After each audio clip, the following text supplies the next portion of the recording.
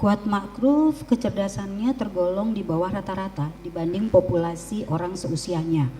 Jadi Bapak Kuat Ma'ruf ini agak lebih lambat dalam memahami informasi. Saya harus menyampaikan ya Pak, mohon Siap, maaf, Bu. ini bisa Iya. dibuka. Iya, izin Pak Kuat. Iya. Dia senang dibuka, Bu.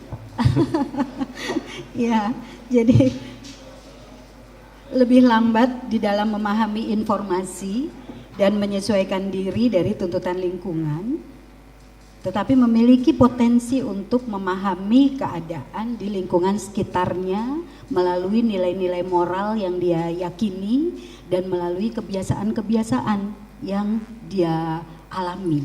Seperti itu. Dan Artinya untuk Kuat Ma'ruf untuk menerima informasi itu sebenarnya apabila disampaikan oleh orang-orang yang dekat dengan dia, yang sudah sehari-hari bekerja dengan dia, itu akan sangat mudah menerima tanpa harus memproses secara panjang. Bisa demikian? Saya agak kurang paham dengan pertanyaannya.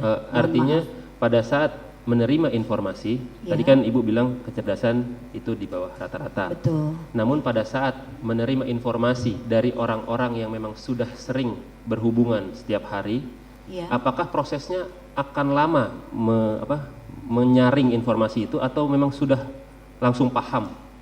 Belum tentu langsung paham, Belum tetapi tentu. mengandalkan kebiasaan, pola-pola kebiasaan yang dia pahami, dan kemudian mengandalkan value atau nilai-nilai moral yang dimiliki. Jadi ini pemahaman moralnya baik. Kepatuhan untuk Bapak terhadap otoritas tinggi? Kepatuhan otoritasnya cukup. Cukup. Iya. Oke. Sebentar Pak, saya lihat data. Jadi pada Bapak Kuat Ma'ruf ini tidak mudah disugesti. Kepatuhannya tinggi. Kepatuhannya tinggi. Iya, tetapi tidak mudah disugesti. Oke. Dan dari hasil kepura-puraan tidak didapatkan kepura-puraan.